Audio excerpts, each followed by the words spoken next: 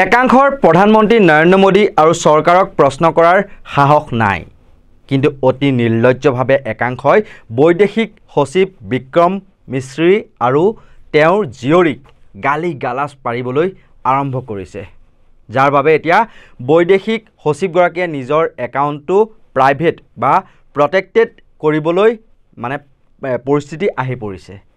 প্ৰশ্ন কৰিবলগীয়া আছে যদি নৰেন্দ্ৰ মোদীক কৰক না, কিয় তিনিদিনতে অপাৰেশ্যন সিন্দুৰ শিথিল হৈ পৰিল।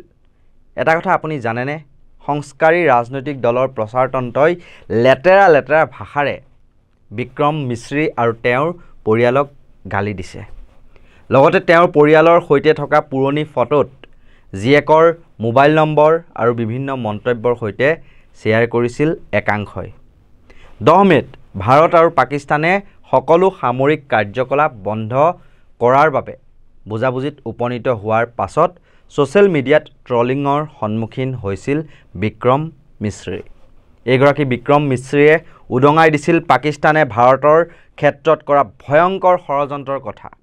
ভাৰতৰ ধৰ্মনিৰপেক্ষতাৰ চৰিত্ৰত কুঠাৰঘাত কৰিবলৈ পাকিস্তানে বাছি বাছি হিন্দু নাগৰিকক হত্যা কৰি জম্মু কাশ্মীৰৰ লগতে ভাৰতৰ মাজত হিন্দু মুছলমানৰ মাজত যাতে সাম্প্ৰদায়িক সংঘৰ্ষ এটা সৃষ্টি কৰিব পাৰে, তাৰ লগতে কাশ্মীৰৰ পৰ্যটন অৰ্থনীতি ভাঙি তছনছ হোৱাটো পাকিস্তানৰ লক্ষ্য আছিল। কিন্তু ভাৰতীয় লোকসকল উত্তেজিত নহৈ সংযম বজাই ৰখাৰ বাবে তেওঁ আনকি সকলো ভাৰতীয়কে ধন্যবাদো জনাইছিল। শুনি লওক মিশ্ৰীৰ সেই মন্তব্য। हमले का यह तरीका जम्मू और कश्मीर और शेष राष्ट्र दोनों में सांप्रदायिक दंगे भड़काने के उद्देश्य से भी प्रेरित था। इसका श्रेय सरकार और भारत के सभी नागरिकों को दिया जाना चाहिए कि इन प्रयासों को विफल कर दिया गया। उन्हें यह नसीहत भी दी गई कि वे वापस जाकर इस संदेश को पहुंचा दें। यह हमला स्पष्ट रूप से जम्मू और कश्मीर में बहाल हो रही सामान्य स्थिति को बाधित करने के उद्देश्य से किया गया था। चूंकि पर्यटन फिर से अर्थव्यवस्था का मुख्य आधार बन रहा था, इस हमले का मुख्य उद्देश्य इसे प्रतिकूल रूप से प्रभावित करना था। पिछले वर्ष आप सभी जानते हैं 2.25 करोड़ से अधिक पर्यटक कश्मीर आए थे। इस हमले का मुख्य उद्देश्य इसलिए संभवतः यह था कि इस संघ राज्य क्षेत्र में विकास और प्रगति को नुकसान पहुंचाकर इसे पिछड़ा बनाए रखा जाए। কিন্তু এগৰাকী মিশ্ৰীয়ে এতিয়া বিজেপিৰ দুটকীয়া ট্ৰলাৰ গেঙৰ সন্ত্ৰাসত অতিষ্ঠ হৈ নিজৰ এক্স একাউণ্টটো প্ৰটেক্টেড কৰিবলগীয়া হৈছে। আচলতে গালি দিব লাগিছিল কাক, যি 3 দিনতে অপাৰেশ্যন সিন্দুৰ শিথিল কৰাৰ সিদ্ধান্ত ল'লে। বিক্ৰম মিশ্ৰীয়ে অকলে এই সিদ্ধান্ত লোৱা নাই, তেওঁ এজন বিষয়াহে, তেওঁ মাথো এখন চেহেৰাহে।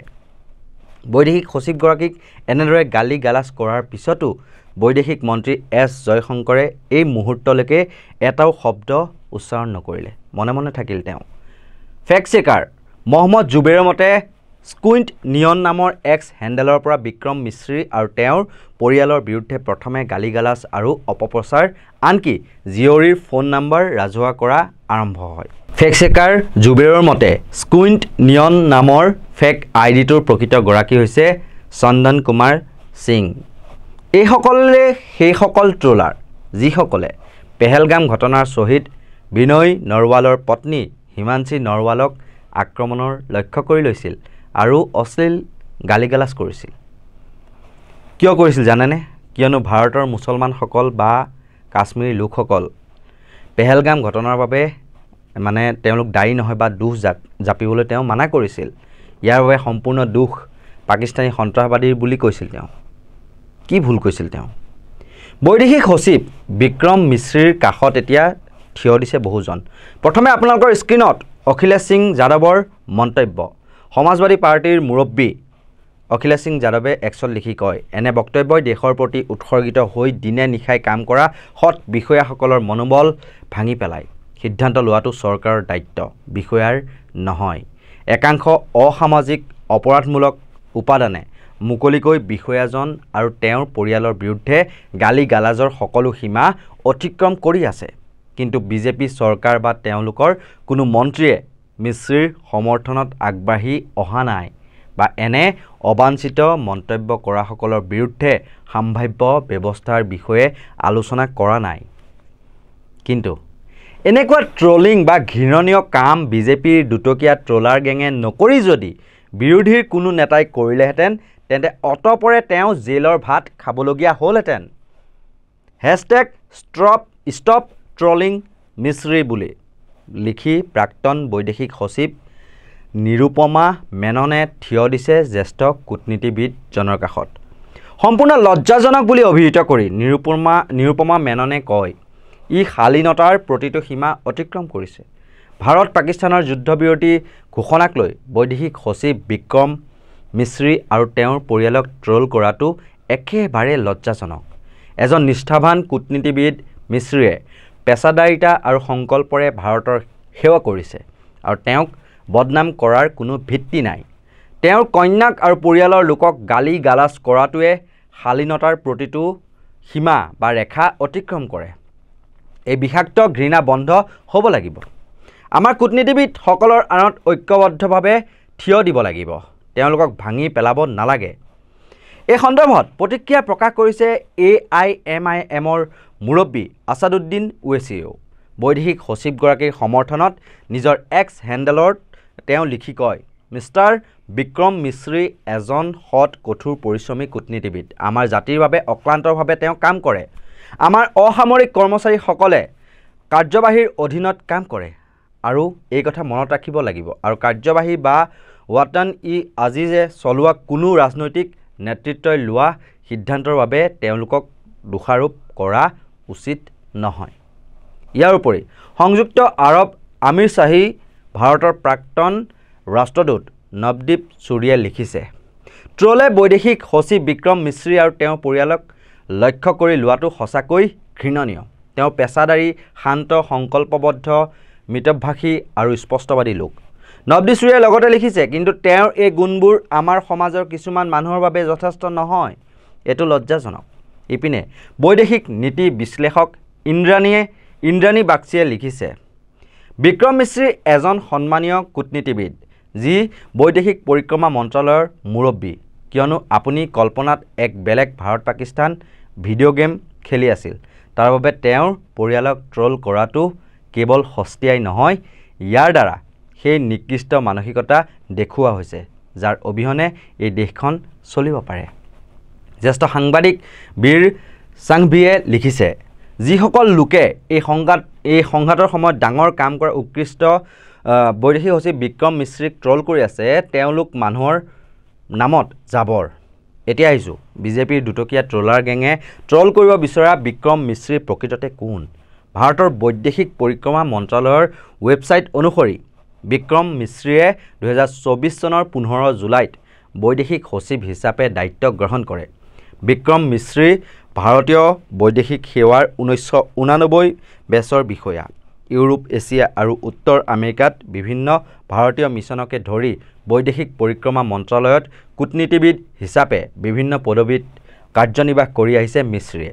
বিক্ৰম মিশ্ৰীয়ে বৈদেশিক পৰিক্ৰমা মন্ত্ৰালয়ৰ পাকিস্তান ডেস্কত কাম কৰি আহিছে। ইয়াৰ উপৰিও তেওঁ ভাৰতৰ 2 বৈদেশিক মন্ত্ৰী ইন্দ্ৰ কুমাৰ গুজৰাল আৰু প্ৰণৱ মুখাৰ্জীৰ টীমতো আছিল। বিক্ৰম মিশ্ৰীয়ে প্ৰধানমন্ত্ৰীৰ কাৰ্যালয়তো কাৰ্যনিৰ্বাহ কৰি আহিছিল। তেওঁ প্ৰধানমন্ত্ৰীৰ কাৰ্যালয়ত যুটীয়া সচিব হিচাপে কাম কৰিছিল। বিক্ৰম মিশ্ৰীয়ে ভাৰতৰ 3জন প্ৰধানমন্ত্ৰী IK গুজৰাল, মনমোহন সিং আৰু নৰেন্দ্ৰ মোদীৰ ব্যক্তিগত সচিব হিচাপেও কাৰ্যনিৰ্বাহ কৰিছিল। বিক্ৰম মিশ্ৰীয়ে ব্ৰাছেলছ, টিউনিছ, ইছলামাবাদ আৰু ৱাশ্বিংটন ডিচিতো কাৰ্যনিৰ্বাহ কৰিছিল। তেওঁ শ্ৰীলংকাত ভাৰতৰ উপ উচ্চায়ুক্ত আৰু মিউনিখত ভাৰতৰ কনচুল জেনেৰেল হিচাপেও কাৰ্যনিৰ্বাহ কৰিছিল। 2014 চনত স্পেইনত ভাৰতৰ ৰাষ্ট্ৰদূত, 2016 চনত ম্যানমাৰত ভাৰতৰ ৰাষ্ট্ৰদূত আৰু 2019 চনৰ জানুৱাৰী মাহত চীনত ভাৰতৰ ৰাষ্ট্ৰদূত হিচাপে কাৰ্যনিৰ্বাহ কৰিছিল মিশ্ৰীয়ে। 2021 চনলৈকে এই কামত তেওঁ নিয়োগ হৈ আছিল।